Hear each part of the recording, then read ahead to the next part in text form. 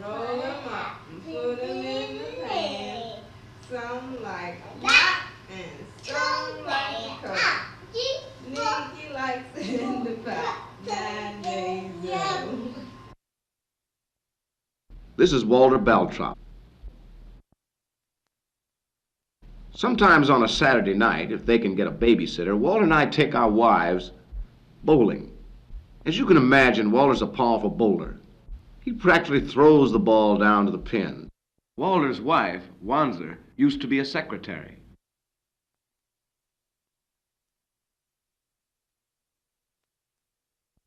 But Walter is a top-notch social worker. He works in a community center with young people. Tony's the oldest child. She already attends nursery school. She's 3 years old and has a great personality.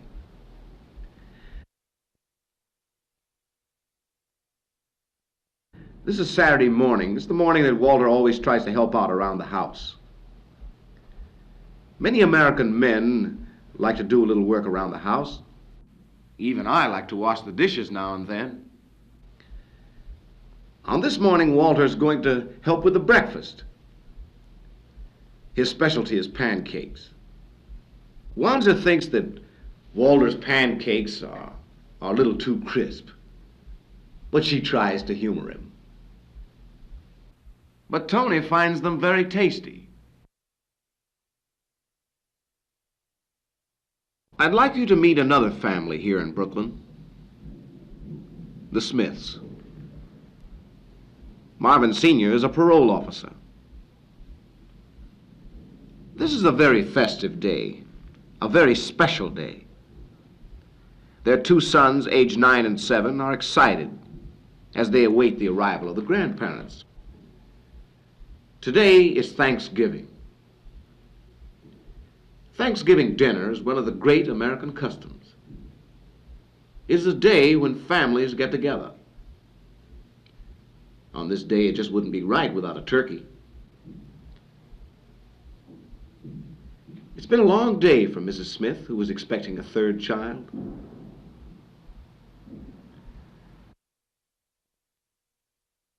Father says grace.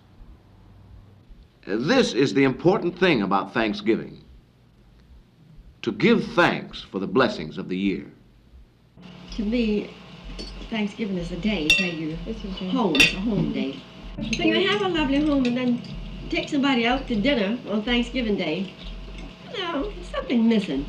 In another part of town, at an old folks center, people of another generation are celebrating Thanksgiving too.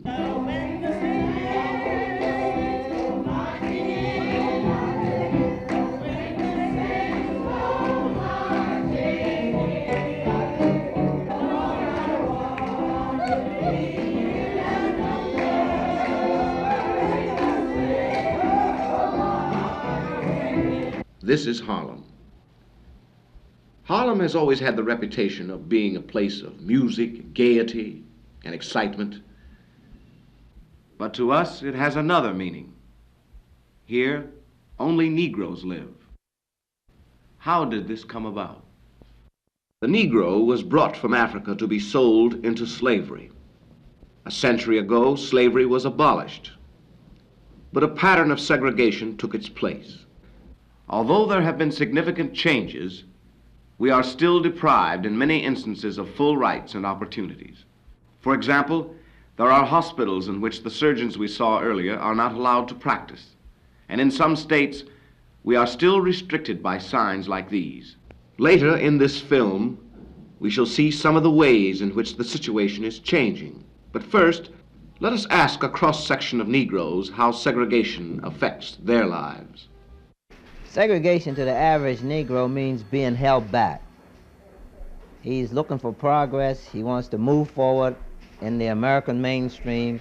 Segregation holds him back. I think it's something that's ridiculous. You take the white people in the South that, or not only in the South, anywhere, that refuses to allow a Negro man or a Negro woman to sit in a restaurant or to ride next to them in a bus or a train or anything and then on the other hand turns around and wants a colored woman to come into their home and cook their food and serve them their dinner after having our hands all in their food, I think somebody's got to be crazy there. Up to this present time, it hasn't affected me at all. As far as my work and my social activities, up until this present time, I can say it hasn't affected me.